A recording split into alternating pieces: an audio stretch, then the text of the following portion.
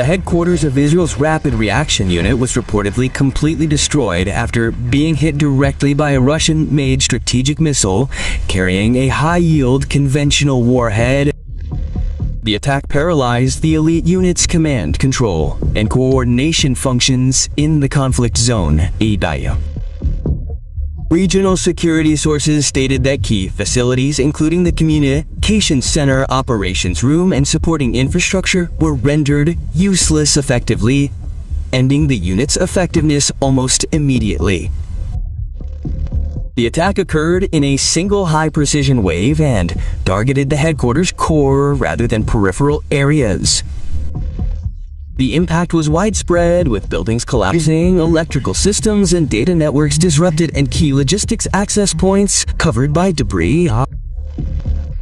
Evacuation and emergency response efforts were limited due to the extensive structural damage and continued risks at the site.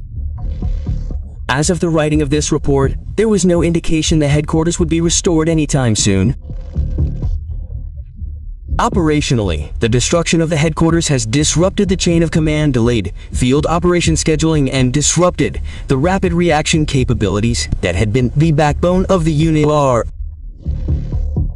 Military sources stated that the unit has lost its central decision-making center, including access to real-time tactical maps, early warning systems, and inter-unit coordination channels.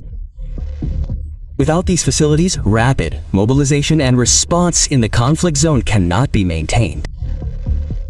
This attack also marked a significant escalation in the weapons technology used. The massive conventional warhead, reportedly possessing penetration power and a wide damage radius, was designed to disable high-value targets without the use of unconventional payloads. The physical impact was equivalent to the complete destruction of a centralized military facility, not just partial damage. Initial analysis indicated that the base's armor and structural reinforcements were unable to withstand the characteristics of the resulting blast. At the regional level, the destruction of this Rapid Reaction Unit headquarters changed the landscape of preparedness. Reliance on the unit for rapid response, rescue operations, and emergency response was no longer reliable. The option of transferring functions to another headquarters was said to require time, resources, and extensive reorganization. Meanwhile, tensions in the conflict zone remain. Under these conditions, the relevant parties are expected to face capability gaps in the short to medium term. Following the strategic missile attack, the primary focus shifted to assessing operational losses and their impact on the internal structure of the Israeli Rapid Reaction Unit. Security sources stated that the damage was not limited to the physical building, but also included the loss of command equipment, data processing systems, and operational archives that are central to mission planning and execution. This destruction slowed down and disrupted the internal audit and field verification process. Initial reports indicate casualties and injuries among members of the unit stationed at the headquarters complex at the time of the attack. The exact number remains under investigation, as access to the site is severely restricted, and some areas have been declared unsafe due to the risk of further collapse. Military medical teams conducted emergency evacuations, prioritizing those who could still be reached. Some personnel were reportedly isolated before being successfully evacuated hours later. The loss of the command center directly paralyzed the operational leadership structure. Several liaison officers and planning staff who typically coordinate cross-sector operations were unable to perform their functions due to the destruction of primary communications. Backup channels were available, but their capacity was not designed to replace the main command center, resulting in fragmented and often delayed decisions on the ground. Technically, the attack also disrupted the system integration chain, linking the unit to other units. Reconnaissance systems, threat mapping, and air coordination were no longer synchronized. As a result, several ongoing operations were reportedly suspended or transferred to other units with limited capabilities. This created a response vacuum in several sectors previously under the responsibility of the Rapid Reaction Unit (IDEC).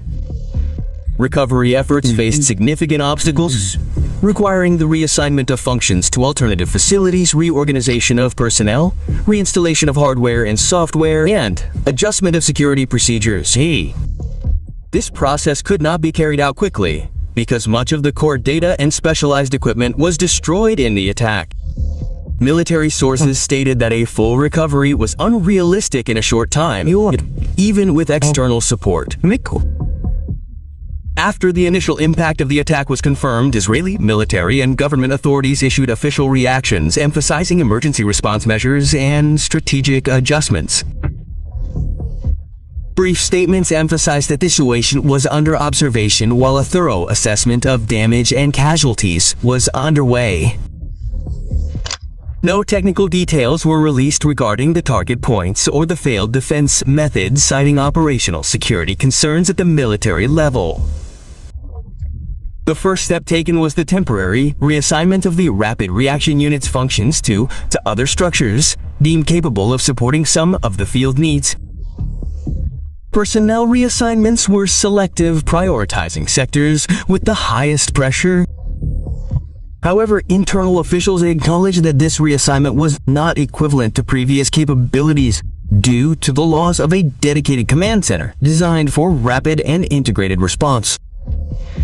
Strategic adjustments also reflected changes in operational patterns. Activities requiring rapid coordination across units were reduced. Meanwhile, defensive operations and static security measures were intensified to close the gaps that emerged. This measure was intended to stabilize the situation in the short term, although it resulted in reduced flexibility and speed of response in some conflict areas. From a national security perspective, the destruction of this headquarters prompted a reassessment of the protection of high-value facilities. Relevant authorities began reviewing the design of the defenses, the distribution of command centers, and the reliance on a single primary location. Internal discussions led to the option of decentralizing command and increasing system redundancy to mitigate similar risks in the future. Regionally, this incident elicited a cautious response from various parties. Several countries increased their preparedness and closely monitored developments as the use of highly destructive strategic missiles altered the risk calculations. Diplomatic channels were reportedly active, although they had not yet resulted in concrete steps announced publicly. Entering the medium-term phase, the impact of the destruction of the Israeli Rapid Reaction Unit headquarters began to be more measurable on military preparedness and operational patterns in the conflict zone. Without a dedicated command center, the operational burden shifted to other structures that previously served as support rather than primary controllers. Consequently, response times increased, cross-unit coordination slowed, and operational priorities had to be carefully selected based on urgency. Internal evaluations indicate that capability gaps exist not only at the tactical level but also in planning.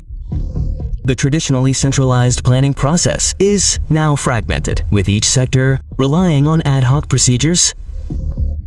This impacts the consistency of decisions on the ground, particularly in situations requiring rapid synchronization between ground, air, and intelligence elements. Several operations have reportedly been postponed or simplified to accommodate these limitations. Regarding human resources, personnel rotation and redistribution have become a primary focus.